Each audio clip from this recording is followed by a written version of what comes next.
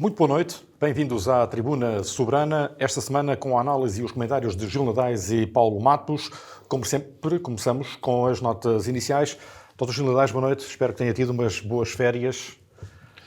Sim, boa noite antes de mais, Jorge, boa noite, Paulo, e boa noite a todos aqueles que nos veem e ouvem. As férias foram curtas, porque decidi que o período seria apenas uma semana, até porque eu gosto do mês de agosto para trabalhar, porque há menos interrupções, e por isso foi isso que me dediquei durante grande parte do tempo. Mas nestas notas iniciais nós estamos a entrar para a parte final do ano e com uma instabilidade, portanto, não a nível governativo, mas a nível mundial bastante grande. E que arrasta, portanto, um clima de algum nervosismo. E, portanto, teremos de ser fortes nestes tempos que se avizinham e para responder de uma forma adequada às entradas na escola, ao regresso ao trabalho e com o espírito sempre de irmos mais longe e podermos fazer mais, independentemente das adversidades que possam, a nível internacional, acontecer. Obviamente que vamos... E estou curioso, a nível do Governo, o que é que sairá nas medidas que irão agora anunciar para os consumos energéticos, porque penso que temos aqui... Das empresas. Das empresas, mas também poderiam, acho... Nós estamos num momento, eu acho que devem ser aproveitados os momentos de crise para procurarmos novas saídas. E a Europa, sobretudo a Europa, está a viver uma fase delicada e que começou a traçá-la na área da sustentabilidade, da eficiência energética, das energias verdes, etc. Começou a tratá-la há algum tempo atrás, antes da guerra, e que a guerra veio trazer aqui algumas emergências grandes. E por isso, aproveitar este tempo para começar a sensibilizar ainda mais as pessoas para apostarem mais no autoconsumo e terem mais eficiência nos consumos energéticos, penso que são boas medidas.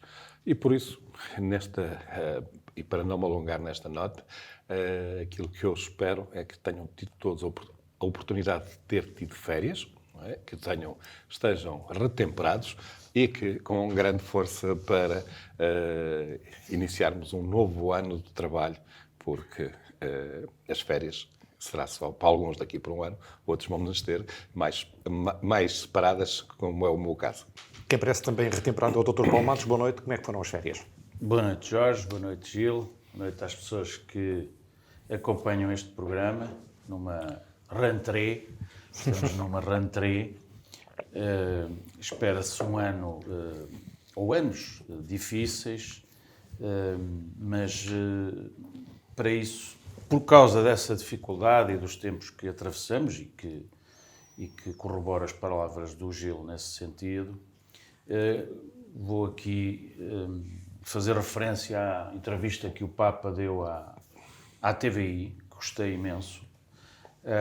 Nem sempre estamos disponíveis para ouvir pessoas serenas, com grande espiritualidade e que transmitem muita confiança, e foi o caso desta entrevista à Maria João Avilés. Portanto, acho que foi um momento muito bom de televisão para nos dar, enfim, alguma serenidade que precisamos nestes tempos conturbados, mas retive essencialmente duas mensagens do Papa. Uma, a confiança nos jovens, a anunciar as Jornadas Mundiais da Juventude que vão ocorrer em Portugal para o ano. Expressões muito metafóricas e que são sempre sinónimo de grande confiança que é transmitida pelo Papa. Mantenham a janela aberta. Retive esta expressão. Foi assim que terminou. Janela de esperança. Uma janela de esperança para os jovens. E nós temos que confiar nos jovens, porque temos um país envelhecido, falando aqui do nosso burgo. Temos um país onde as mulheres são estão a pontificar imenso. O Papa também teve uma palavra para as mulheres, no sentido de elas serem melhor acolhidas agora no clero. Também salientava que isso dá-nos alguma confiança também aos homens que precisam da intuição e da capacidade de análise que as mulheres têm. O Papa salientou jovens e mulheres em tempos conturbados, referiu todas as suas tentativas para a harmonia. Nós falamos muito em nova ordem mundial, mas falamos pouco em harmonia entre os povos. E eu acho que isso é preciso que haja. E estas jornadas da juventude vão ser um momento de grande harmonia. Diz quem já lá foi que é uma coisa extraordinária para crentes e não crentes. Portanto, eu acho que este Papa trouxe essa lufada de ar fresco. Não é? Fala tanto para crentes como para não crentes. E, portanto, são sinais positivos que deixava aqui. Já agora, por falar em mulheres, a Escola Adolfo Portela distribuiu prémios a alunos de mérito e mais de metade deles são miúdas, portanto, mulheres. Elas estão em alta, de facto. A primeira-ministra de Inglaterra, novamente mulher. Temos grandes mulheres no poder e eu acho que isso são sinais de vitalidade da humanidade para o futuro. Não nos faz este momento de harmonia e de reflexão que o Papa nos trouxe, não nos faz esquecer a grave crise que atravessamos e que teremos certamente a oportunidade de falar nisso, que vai desculpabilizando ou um bocadinho desresponsabilizando os governos, quer escudados na questão do tempo de pandemia, foram 2 anos, quer agora escudados na questão da guerra. E, portanto, é preciso que a política regresse com bom senso, mas que não deixe de levantar as questões que têm que ser devidamente levantadas, com ponderação e, sobretudo, com diálogo. Porque há uma coisa que nos falta a todos nós. Eu próprio tenho feito uma aprendizagem nesse sentido, que é saber ouvir. Temos que saber ouvir os outros. Hoje parece que ninguém ouve ninguém. Aliás, no regresso das férias, percebi, porque estamos mais atentos e mais disponíveis para observar as pessoas, há um mundo paralelo. As pessoas passam a vida ligadas ao telemóvel. Não é só jovens, é adultos, é toda a gente fechada num mundo, quantas vezes obscuro, mas sempre muito controlado, mas é o mundo que temos. Eu não acredito num mundo em que as tecnologias, novas ou velhas, dominem o homem. O homem tem que saber utilizá-las. E essa aprendizagem tem que ser transmitida, mais do que nunca, também aos jovens, para que não se deixem levar por ilusões. E, portanto, acho que são estas notas de mensagem que, enfim, estou a fazer quase uma homilia, mas que acho que é necessário para partirmos para uma nova fase, pós-férias. Vamos então aos assuntos da semana, a começar pelas medidas do Governo contra o brutal aumento de preços, contra a inflação. Dr. Gil Nadaes, o que é que lhe pareceu o discurso e o anúncio feito pelo Primeiro-Ministro António Costa? Eu aí refugiava-me nas palavras do Presidente da República, que foi equilibrado. Agora, tem algumas nuances, não é, que não foram ditas na primeira hora e que depois aparecem. É aquilo que se passa, a retribuição que é dada aos reformados e que vai implicar perda de poder de compra ou perda de remuneração no futuro.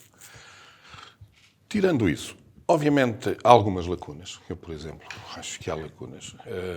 Não vejo as bolsas de estudo apoiadas, não é? E nós, se queremos construir uma sociedade, temos de dar condições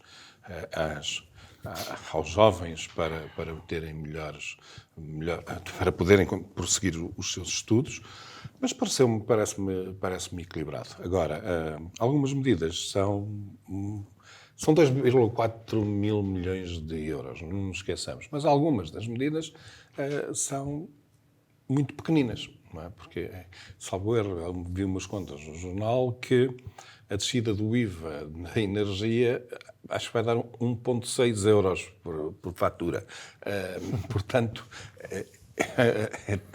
tem pompa e circunstância, mas o sumo é pouco. Obviamente que tudo é dinheiro, tudo faz diferença. No entanto, é pouco significativo. Agora, também isto... aquilo que nós temos é que a oposição, e nomeadamente o PSD, tinha proposto medidas que eu acho que ficavam aquém destas que foram anunciadas pelo Governo. E, sinceramente, que os partidos do arco do poder, PSD e PS, concordam numa coisa, é não deixar os lucros excessivos de gasolineiras, de empresas de distribuição, empresas de energia. E, sinceramente, confrangeu-me as explicações que um presidente de uma entidade ligada ao setor da energia veio dar para o aumento dos lucros que tinha tido. Porque é um atestado de burridade a todos aqueles que assistem àquelas palavras. Mais valia ter estado calado e ter dito que, efetivamente, meteram a mão na massa fortemente nos preços dos combustíveis. Porque aquilo que todos assistimos é que os combustíveis sobem muito rapidamente e demoram muito tempo a descer. E nunca descem, mesmo que o petróleo desça na sua origem para um preço inferior ao que estava no início da subida, já não voltam a esse preço. E há aqui esta realidade que é difícil de percebermos e é difícil do comum dos mortais ter uma explicação para isto. E só se compreende porque essas empresas, na realidade, estão a ser protegidas pelos sucessivos governos. E, aliás, isto foi um fenómeno que se verificou bastante e que se verifica um pouco por todo o mundo. E eu, nas férias, tive a oportunidade de ler. E nos Estados Unidos, onde estes fenómenos até muitas vezes têm a sua origem, as coisas ainda são piores, não é? Mas... há mais empresas, há mais dinheiro. Há mais dinheiro.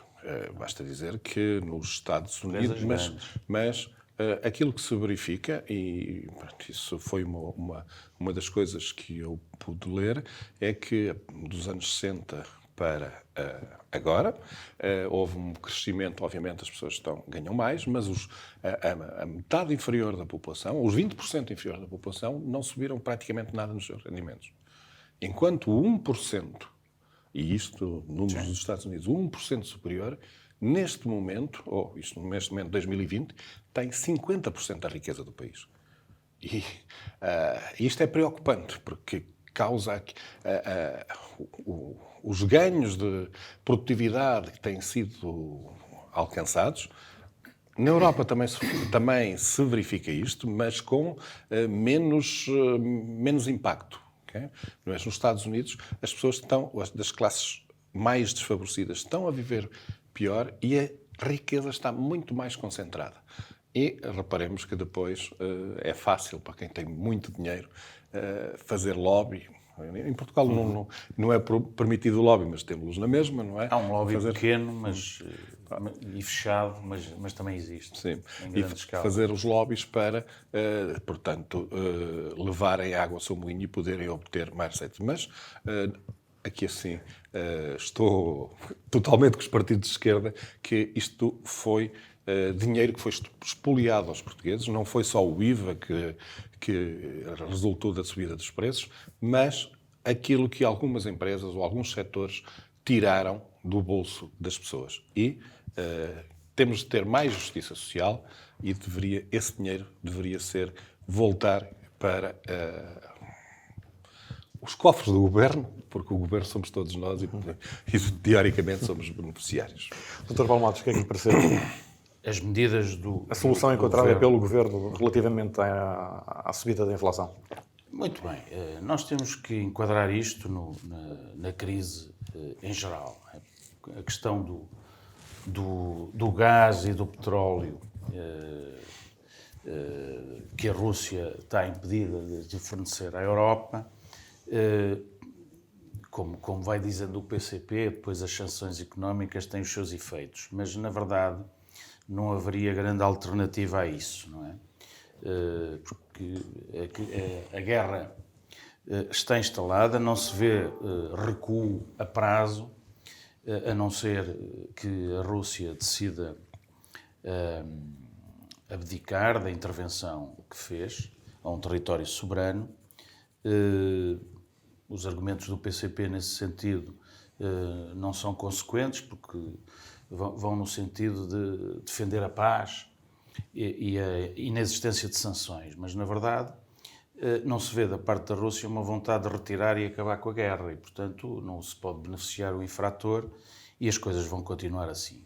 E enquanto continuarem assim, como eu dizia há pouco, os governos vão fazendo aquilo que acham que é importante num tempo, porque a crise do petróleo e do gás fizeram crescer a inflação e a inflação tem que ser combatida.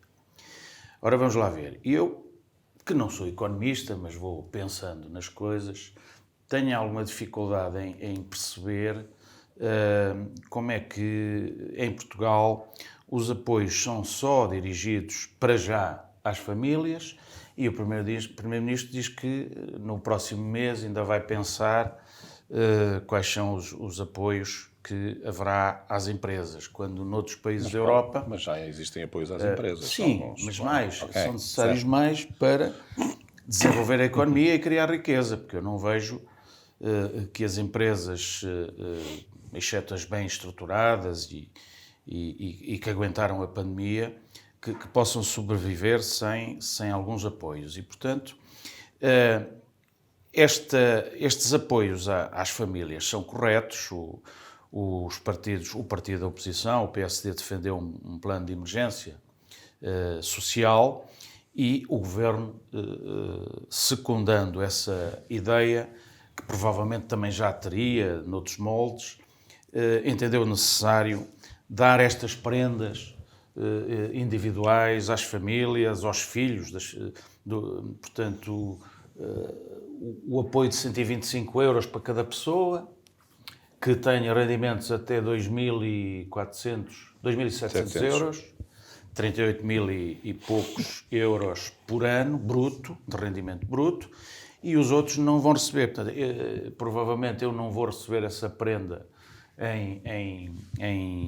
em outubro e sinto-me como se sentem muitos portugueses da classe média remediada, que é assim que eu me considero, a financiar com os seus impostos, que não descem também. Noutros países, em Espanha e na Alemanha, houve alguma baixa de impostos. É uma forma de intervenção também para apoiar famílias e empresas. Sinto-me a apoiar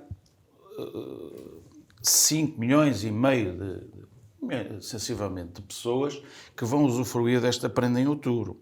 Não só cada cidadão vai receber 125 euros, como 50 euros por cada filho.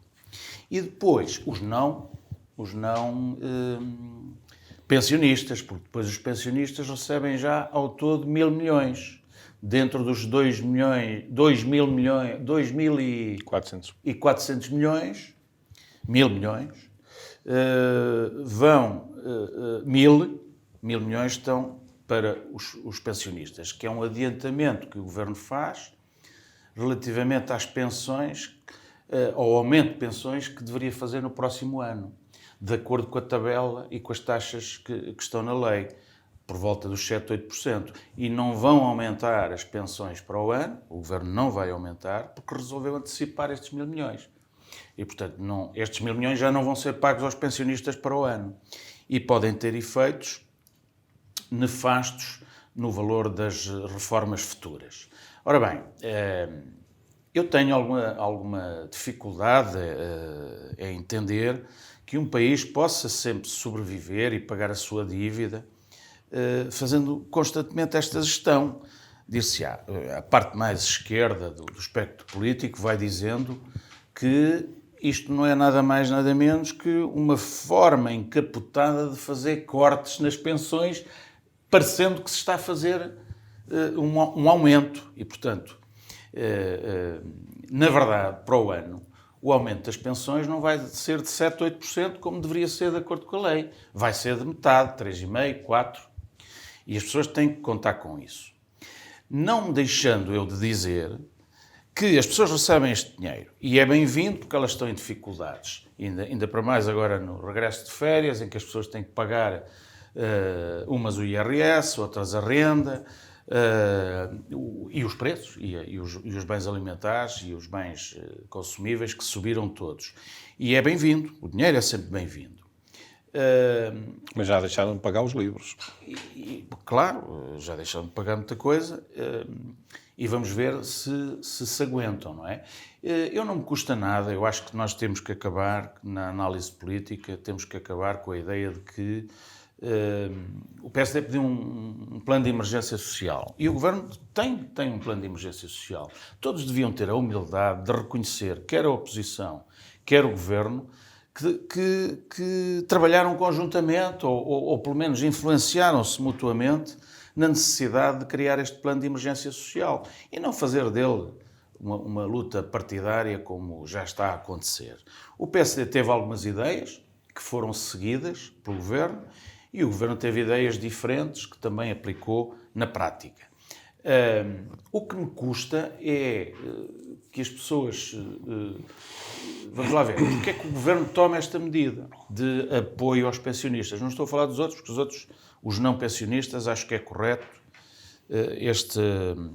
esta injeção ou esta prenda oferecida para que as pessoas, indiferentemente se são trabalhadores, se são desempregados, recebam os 125 euros e os 50 mais 50. Quanto aos pensionistas, também o Governo diz que não é dinheiro da Segurança Social e que vai garantir a sustentabilidade da Segurança Social. Vamos ver. A sustentabilidade da Segurança Social depende das contribuições que a economia fizer, quer dos trabalhadores, quer das empresas. Se nós não tivermos desenvolvimento económico, também não temos contribuições pagas atempadamente para a Segurança Social, porque esse dinheiro é que mantém a sustentabilidade da Segurança Social. De qualquer modo, é bom, do meu ponto de vista, que o dinheiro não saia da Segurança Social e saia do Orçamento de Estado. Mas o Orçamento de Estado, do lado da receita, é alimentado por impostos. O IVA, as receitas do IVA, e, como o Gil referiu e bem, deveria haver ainda mais receita se taxassem devidamente os lucros. Aqui parecemos o Bloco de Esquerda a falar, mas nesse aspecto também temos que lhes dar alguma razão. E, portanto, eu acho que não se devia, ou melhor, o foco tem que ser no apoio às empresas e ao desenvolvimento económico, porque isso é que vai manter depois quer a sustentabilidade da Segurança Social, para poder pagar pensões no futuro, quer as contas certas. Mas o Governo, que criticou tanto no tempo da Troika as contas certas, não tem feito mais nada desde 2015 senão manter as contas certas. E isso é bom. Se não tivermos contas públicas controladas, não temos depois a grande margem para podermos pagar a dívida pública, não é? Porque quanto mais dívida pública, mais juros temos que pagar. E, portanto, é um exercício que o Governo fez de algum modo para manter o foco eleitoral na sua base de apoio, não é? Os pensionistas, os funcionários públicos, etc. Repare-se, o Governo não mexeu nos salários, não é? Não aumentou salários para não ter os efeitos inflacionistas, e eu concordo para já com isso, mas a prazo estas coisas têm que se alterar, porque não é só apoiar as empresas, é apoiar os trabalhadores pela via de alguma melhoria dos impostos e até do salário mínimo. É assim que eu vejo a economia funcionar, sem ser economista, mas que, vamos lá ver, há aqui uma dicotomia ainda na condução da política em Portugal, que é estas duas forças que alimentaram o poder nos últimos anos em Portugal, quer o PSD, quer o PS, mais o PS, tem mais anos de governação, fizeram à custa de um certo eleitorado. O PSD foi mais corajoso no tempo da Troika, porque não só teve que cumprir um plano de recuperação do país, em termos financeiros, como cometeu um grande erro em dizer que ia além da Troika, e isso deixou uma marca negativa, sobretudo nos pensionistas, que viram os seus rendimentos cortados e as suas pensões. E o Governo, inteligentemente, digo eu, gera a sua agenda sempre no sentido de dar este milho aos pardais, passa a expressão. Vai dando milho aos pardais, quer os apoios para combater a inflação, mas, sobretudo, com o foco nos pensionistas, porque os pensionistas é que ficaram muito frustrados com o governo à época do PSD e da Troika, e, portanto, há que manter este eleitorado controlado para que no futuro se continue a ganhar. E é por isso que o PS tem maiorias absolutas, ao ter esta Mas ele maioria está a cortar no futuro, está a cortar na sua base de apoio, a verdade virá ao de cima. E a verdade, como eu disse no início, é que as pensões não vão aumentar para o ano. E as pessoas vão, só depois de perceberem isso, é que talvez comecem a perceber que já não é só um plano de emergência social que é preciso. É preciso um plano de emergência para o desenvolvimento económico do país e a criação de riqueza, porque não há economia sem criação de riqueza para se poder distribuir.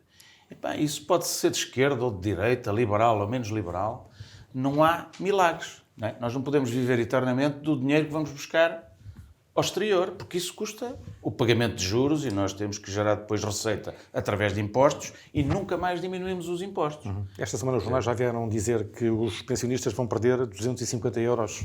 Pronto, esse debate vai continuar e eu acho... Mas que pensionistas e qual a pensão deles? É que nós temos pensionistas... aos baixos e depois aos outros. Quando se apresentam esses números, nós temos de ter cada vez mais cuidado com aquilo que lemos. Estão baseados em quê? Mas quem é que perde? Eu não estou a dizer que está mal a notícia. O que falta na notícia é o pensionista que tem uma pensão de X vai perder y. Sim, isso tem que ser explicado com rigor. Põe lá 200, põe lá que perde 200. Mas se tem uma pensão provavelmente é uma média que... Mas se tem uma pensão de 10 mil, então deixa lá, isso são trocos. Okay? Agora, se é numa pensão, que eu não me acredito que seja na pensão mínima, algo que é muito grave. Certo? Este apoio agora ao pensionista vai ser meia pensão, mais. Certo. A todos. Não há diferença entre rendimentos, os que ganham mais e os que... Os aumentos também são para todos. Quando o aumento sai, é para todos. Com exceção, pode gerar às vezes... alguma desigualdade. Estamos a conversar, eu não sei. Sim, mas pode gerar aí alguma geralmente desigualdade. aquilo que existe é uma atualização das pensões mínimas extraordinário, que são sempre 10 euros, não sei quanto, 5 euros e tal, no sentido de aumentar alguma coisa as mínimas. Mas eu vi essa notícia. Aliás, dois jornais tinham números diferentes, não era muito, mas eram 2 euros. Mas com base em que pensão é que aquilo é calculado? Sim, isso tem que ser esclarecido. Porque anda por aí muita notícia que a gente depois não sabe. Atiram-nos esses números, mas não esclarecem efetivamente o que é. Seguimos com a demissão de Marta Temido, o voto de louvor do PSD à ministra demissionária e o demorado anúncio do novo titular da pasta da saúde. E já agora, a crescente escusa de responsabilidade apresentada por dezenas de médicos e enfermeiros, alegando falta de condições para prestar cuidados de saúde adequados. Dr. General, preocupado com isto? Vamos ver. O setor da saúde preocupa-nos sempre, não é? Porque, no limite, estamos sujeitos a ter que utilizar. Também nós estamos habituados a dizer muito mal do nosso sistema de saúde. E também nas minhas leituras de férias, e com um autor insuspeito, insuspeito, para alguns, não é? Para outros, não há sempre insuspeitos. São sempre suspeitos para um lado e menos suspeitos para o outro. Krugman, Prémio Nobel da Economia, ele diz que a Europa tem um dos melhores, em geral, dos melhores sistemas de saúde do mundo. Pronto. Muito melhor do que o privado que nós apontamos aqui como o core de tudo dos Estados Unidos. Porque até em termos de taxas de gestão do próprio sistema, o sistema americano é muito pior do que o que nós temos.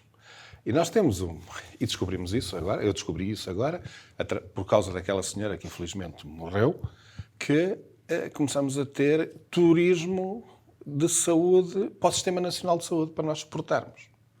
Que vêm nascer a Portugal, porque estando cá, não pagam.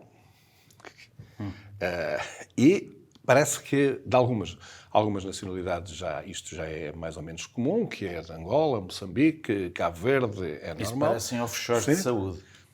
Exato, mas é para o Sistema Nacional de Saúde. Porque o Sistema Nacional de Saúde que nós temos, que eu penso que tem boas qualidades, okay? Mas, obviamente, tem problemas.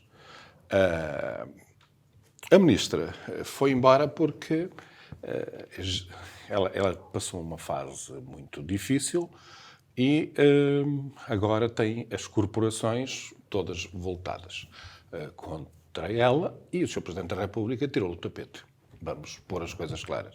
E o Primeiro-Ministro, que a tem segurado e que a segurou noutras alturas, como segurou outros ministros, quando o Sr. Presidente da República tira o tapete aos ministros, ele pode aguentar mais um bocadinho ou não. Eu mas até acho que os únicos que foram demitidos foi por via do Presidente da República, senão não eram. Exato. Eu não tenho essa contabilização, mas lembro-me mais... Constança Cunha Sá, mesmo depois o sucessor também. Portanto, é o Presidente da República que tira o tapete e que depois deixa o Primeiro-Ministro. O único que se foi Pedro Nuno Santos. Mas por outras razões. Não é o tema. Não sei. Mas, portanto, a Ministra da Saúde está numa pasta difícil. Mas há aqui algumas situações que o Sistema Nacional de Saúde tem. Nós vemos os médicos a queixarem-se das 150 horas que estão extra que estão a fazer. Mas, alguns anos atrás, quando faziam 40 horas por semana, eram muito mais do que as 150 que agora têm de fazer extras. E estavam dentro do horário normal. E, pelo menos, esse horário normal, não havia problemas. Eu não estou contra que tenha... Isto o PS não diz nada disto. Porquê? Porque foi ele que reduziu as horas de trabalho, portanto, não pode estar contra uma medida que ele implementou.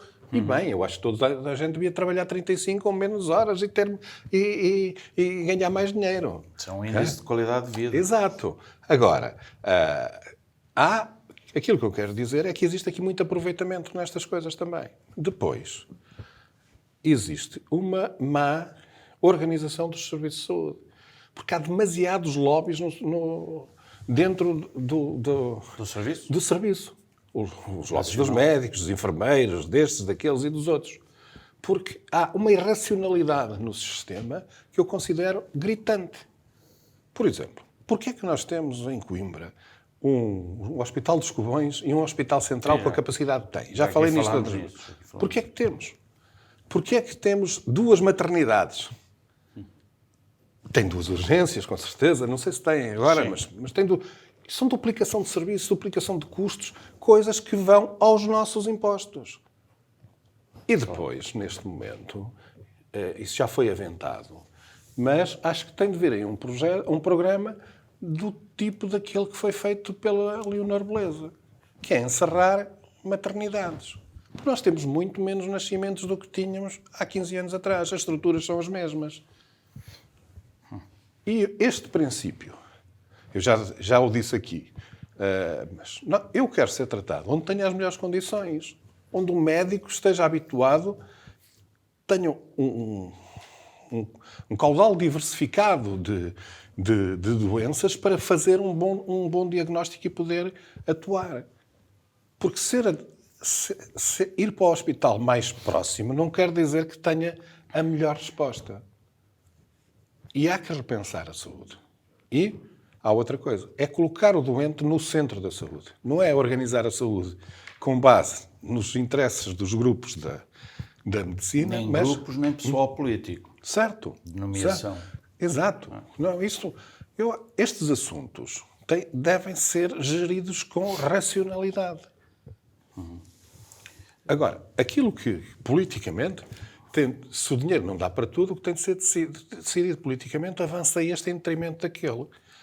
Mas dinheiro não falta. Falta a gestão ser Falta mais organização e falta gestão. ordenada. E depois, penso, por aquilo que me dizem, falta remunerar melhor os médicos do serviço público. E os talvez enfermeiros. E enfermeiros, pessoal pessoal de saúde.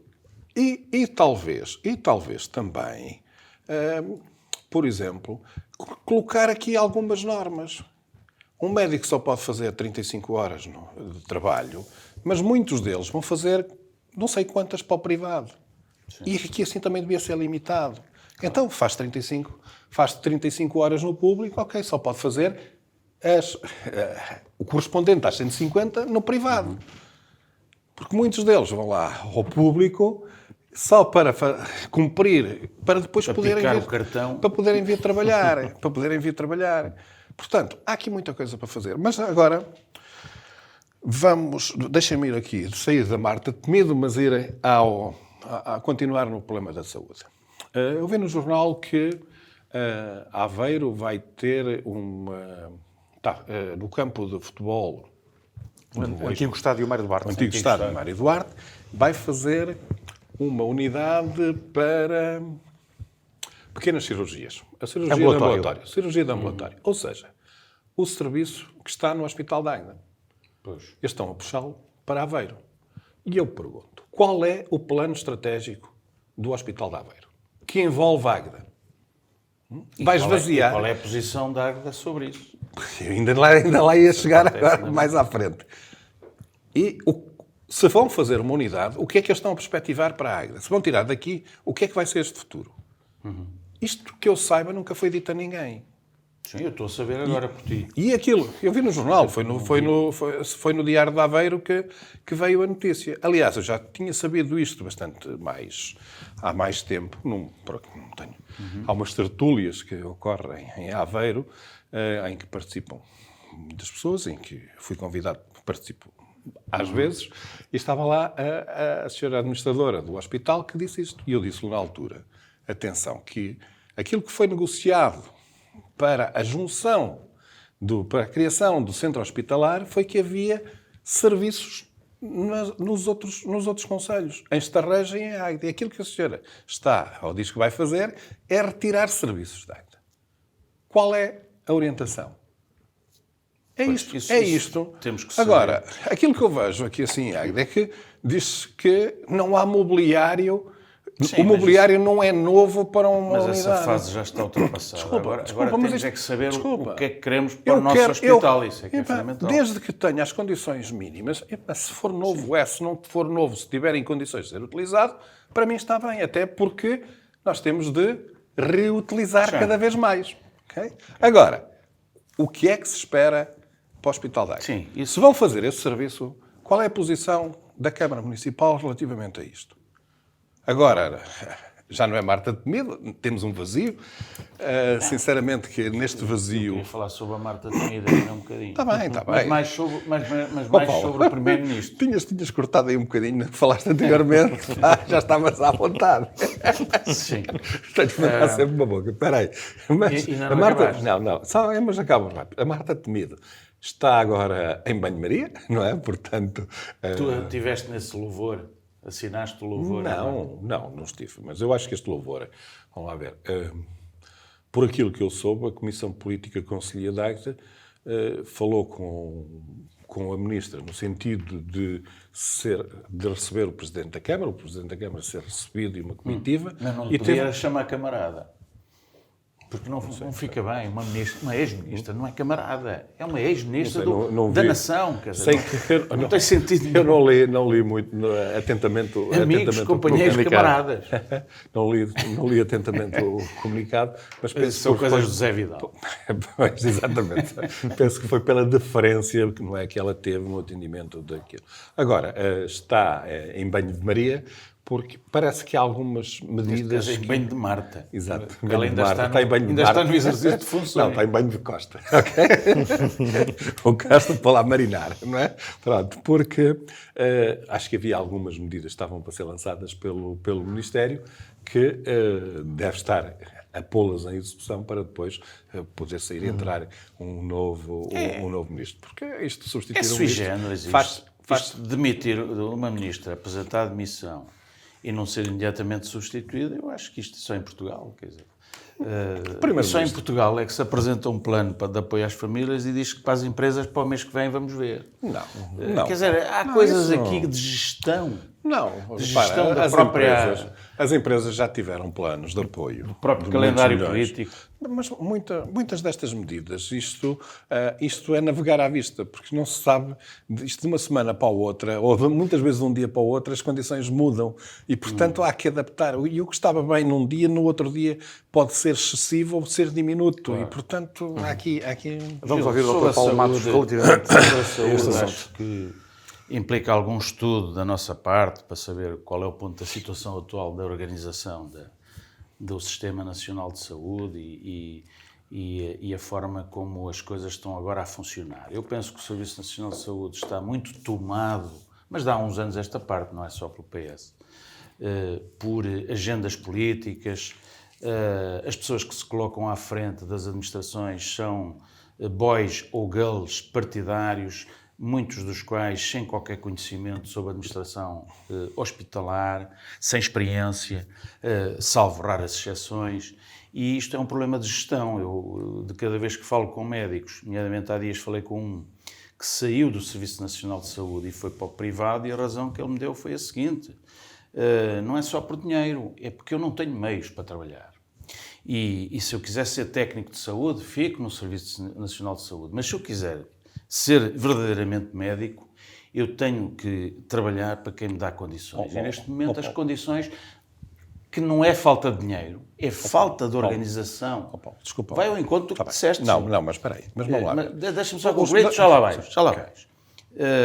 Falta de condições de trabalho e os médicos chegaram a um ponto também que não querem ser responsabilizados por mortes, por fecho de maternidades, como tu dizias, não digo maternidades, mas o que fez cair a ministra foi o problema da crise das urgências na obstetrícia e Não, foi a morte e a morte da grávida, não é? Agora, isso foi uma gota num oceano que foi mitigado no tempo da pandemia, em que a ministra acabou por sair por cima, graças ao trabalho dos profissionais de saúde, não é? Que foram efetivamente quem geriu a pandemia, e ela teve o seu mérito, porque também conseguiu controlar a situação, sobretudo quando acabou com aquelas palestras com a Diretora-Geral de Saúde, que às vezes mais valia não existirem, porque não adiantavam nada,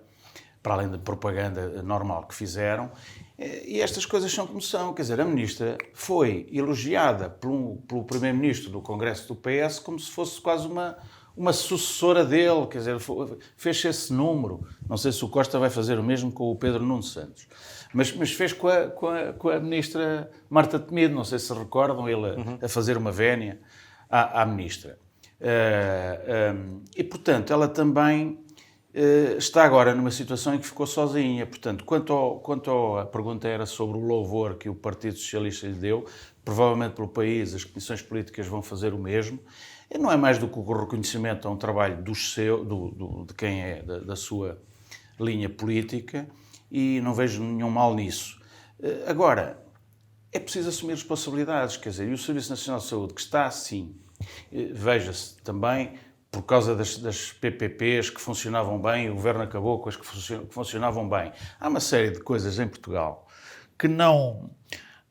isto tem que ser gerido, um ministro tem que ser alguém que domine bem. Não quer dizer que a Marta Temido não tivesse competências, porque eu acho que ela tem, mas há quem...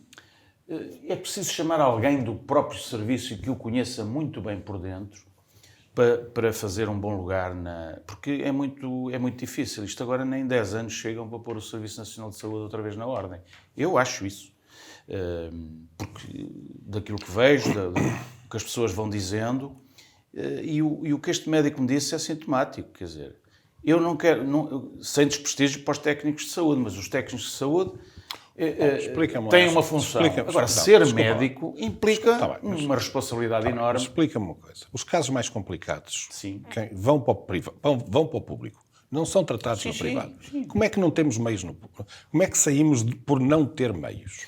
Isto Há há aqui uma divergência. Há um problema, é que também não baixam números clausos da medicina para que se formem mais médicos. Mas são lobbies. São os lobbies. Isto é inadmissível, Isso isto é gera a ordem uma dos desigualdade médicos. Isso é a ordem dos até no médicos. secundário, para a competição das notas, os meninos que ainda querem ir e as meninas para a profissão tradicional, que é ser médico, têm que ter 20, quer dizer, e 19.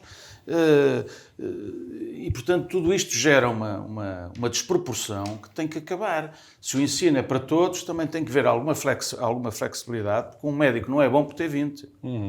No secundário. Isso aí, Paulo, desculpa, é a forma que temos de acesso ao sistema universitário. Claro, tudo isso está envolvido neste debate. Há quem defenda, e noutros países também, que não deve haver um sorteio. Sim, provavelmente. Pronto, okay? As pessoas querem ir para ali. Não me repugna, exatamente. Portanto, há muita coisa a fazer. Agora, dizia-me este médico, eu estava no Serviço Nacional de Saúde e eu sentia-me um peão do governo para diminuir listas de espera, mas eu não exercia a função de médico. Sentia-me a diminuir números num Excel. Não me sentia médico. Eu estou a dar uma versão de um médico, percebe? Haverá outros que entendem de modo diferente. Mas ele saiu, não anda a fazer as duas coisas. Nós, quando tomamos uma decisão, depois arranjamos justificações. Justificações para ela. Portanto, também. Exato. E o privado porque tem dado provas de qualidade também. Há bons hospitais privados em Portugal. E eu acho que se tem que aproveitar a capacidade instalada destes hospitais. Porque não? Quer dizer, essa mania da ideologia em matéria de saúde. Há questões de regime. Eu concordo. Saúde, educação, segurança social, defesa, que não deviam escolher partido. Devem ser transversais. Os partidos não se entendem. Porque o que importa é, como tu dizes, é o doente. Na saúde é o doente. Na educação é o aluno. Não é o professor, que depois também só quer... Só passa as fenprofs deste mundo, que só querem aumentar o salário, mas depois... enfim, eu não quero ter aqui um discurso contra professores, porque acho que é uma profissão muito digna. É preciso dar dignidade à profissão do professor. Mas o foco é o aluno. Deve ser, do meu ponto de vista, na educação. Enfim, uma série de questões que, até porque sou social-democrata, defendo que a saúde deve haver um Serviço Nacional de Saúde, mas que integre o privado nele próprio, porque o serviço público de saúde também pode ser exercido por privados. E, aliás, isso é a evolução normal das formas organizativas da administração pública. Olha que não. Não, devia ser. Não? Eu acho que Há quem sim. defenda que não. Essa dicotomia marxista de que o privado é lucro os e o americanos público que estão no privado, é para dar prejuízo, era do tempo da outra senhora. Os americanos que estão tudo no privado querem que a medicina, muitos deles, a área médica seja pública. Okay? Porque aí descuraram o público e só deram valor ao privado. Não tem público. Pois, Tu, nos Estados Unidos, quando não tens dinheiro, não tens casa, vais para a rua e põe-te na rua fora do hospital. Isso não. É quando nós aqui acolhemos quem nos vem visitar para fazer turismo médico. A linha moderada é o que eu defendo. A linha moderada. Vamos às notas finais, Dr. Gil Nadaes. Pois, eu hoje trazia aqui um caso de como se transforma uma boa ideia num mau projeto. A Câmara decidiu contratar uma empresa para fazer um estudo que eu acho bom e que deve ser feito. Plano Estratégico para o Desenvolvimento Económico e Inovação de Águeda. E nem estou contra que seja por ajuste direto, que foi o que foi feito. Agora, quando se escolhe uma empresa para fazer um trabalho desta índole, plano estratégico para o desenvolvimento económico e inovação da Águeda, devemos, na minha opinião, ir buscar uma empresa com pergaminhos ou que tenha conhecimento na área. Aquilo que eu tive a oportunidade de ver é que a empresa, a sua atividade, e passo a ler, é a prestação de serviços de nutrição, cursos e formações intra- e interempresas, formação à distância e formação outdoor, voltadas para a educação nutricional. A consultoria e assessoria diversa, comércio e retalho de produtos alimentares, naturais e dietéticos e de vestuário e artigos desportivos através do website, internet, telefone, televisão ou outro meio de comunicação. Não é uma startup. Tem 4 anos, portanto, esta entidade tem 4 anos. Mas é uma entidade que, com este ajuste direto da Câmara, vai faturar em 2022 mais do que faturou em 2021. Portanto, há um trabalho que lhe rende mais do que a atividade normal toda do ano anterior. Mas nada disto... Não é por aí. Nada disto está em causa, porque o CAI poderia estar a meter outro CAI. Pode estar em alteração, pode estar em alteração. Mas esta empresa um sócio desta empresa é o presidente da Comissão Política do PSD da Águeda. Não sabia. Pronto. Tem uma outra sócia, portanto, 2 cotas, 50%, ele é um dos sócios, e eu acho que se a Câmara quer contratar um plano estratégico ao presidente da Conselhia do PSD, contrata-o diretamente. E não tem de utilizar estes subterfúgios para todos ficarmos a saber o que é esse plano estratégico. Eu não estou a dizer até que não tenha capacidade de dar contributos para um plano estratégico. Agora, fazer um plano estratégico, e até acho que este valor para uma empresa Até nem é elevado. nem é elevado, se fosse uma empresa... Qual é o valor? São cerca de... não chega a 20 mil euros. 19.750 euros. Mais IVA. Mais IVA, sim. Pronto. Dá qualquer coisa como 24 acho mil que euros. podemos estar a perder uma oportunidade e a tirar aqui... a dar uma má imagem dos negócios públicos sem necessidade. E por isso... Mas isso está só... O teu ponto é que esteja relacionado, as chamadas partes relacionado com o presidente da Comissão Política do PSD. Por um lado, tem que... Não tem nada a ver com a qualidade da prestação de serviço que a empresa possa ter. É que isto deixa-me assim um colaboradores que deixa-me, vamos lá. Só tem um colaborador, a empresa, que é a sócia e que é da área da nutrição. E tem depois o outro sócio que todos conhecemos. Um ponto que não é? tu referiste que é consultoria e assessoria diversa. Pois, isso cabe para tudo, não é? Okay? Mas a área que tem atuado e que se sabe que tem atuado é a área, no nutricionismo. E um plano estratégico para deve ter credibilidade e deve ter, logo desde o início, devem ser tomadas as necessárias condições, cuidados, para que se possa afirmar e, inclusivamente, os interlocutores que vão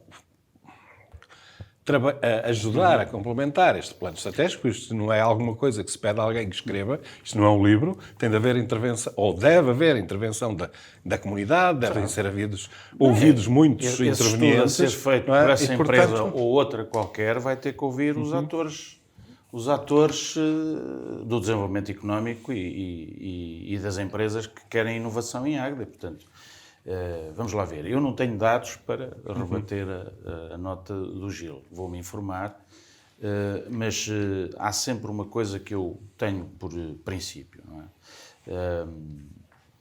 É sempre muito difícil de explicar às pessoas, em termos de transparência e para não haver qualquer tipo de suspeições, é sempre difícil de explicar quando as pessoas que contratam diretamente com as autarquias, diretamente ou por via das empresas, estejam ligadas à atividade partidária ou política, porque isso é sempre sujeito a leituras muitas vezes perversas, e muitas vezes injustas, porque as pessoas podem ter qualidade, independentemente da sua ligação partidária, mas para isso é que há códigos de boa conduta, para isso é que as coisas são hoje muito mais exigentes do que eram no passado.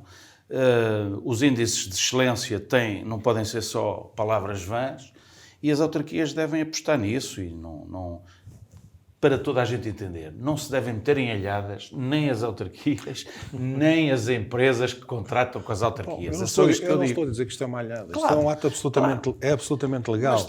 Mas suscitaram um comentário do Gil. Acho que prejudica o trabalho. Okay? Aliás, prejudica o próprio trabalho que se quer fazer. No teu tempo, Gil, também se colocavam questões destas, com algumas empresas, enfim, em que os membros eram do Partido Socialista, e nós sabemos bem, não é? Sabemos bem disso, e isso era algo que se podia ter evitado. Quer dizer, houve em tempos um agente económico que me perguntou, com amizade, pela amizade que tem por mim e consideração, e que é mútua. Ele era um ator político do Partido Socialista à época, e perguntou-me: achas que a minha empresa pode fazer contratos com a autarquia? Eu disse: saiam disso, arranjem outra forma de contratualizar, porque também não se pode coartar a liberdade económica e de iniciativa, mas ou se está a participar politicamente ou se está na atividade económica normal. E, portanto, isto é uma questão de princípio. Agora, eu não conheço esses dados que tu hoje trouxeste, mas tenho princípios, e foi isso que aqui... E funciona como a minha nota final, porque também não trazia nada de especial ou nada de concreto, e o Gil deu-me, digamos, uma deixa para a minha nota final. Sim, senhor. Sendo assim, é o final da Tribuna Soberana de 8 de setembro. Obrigado aos dois. Voltamos a encontrar-nos daqui a 3 semanas. Boa noite, bom fim de semana.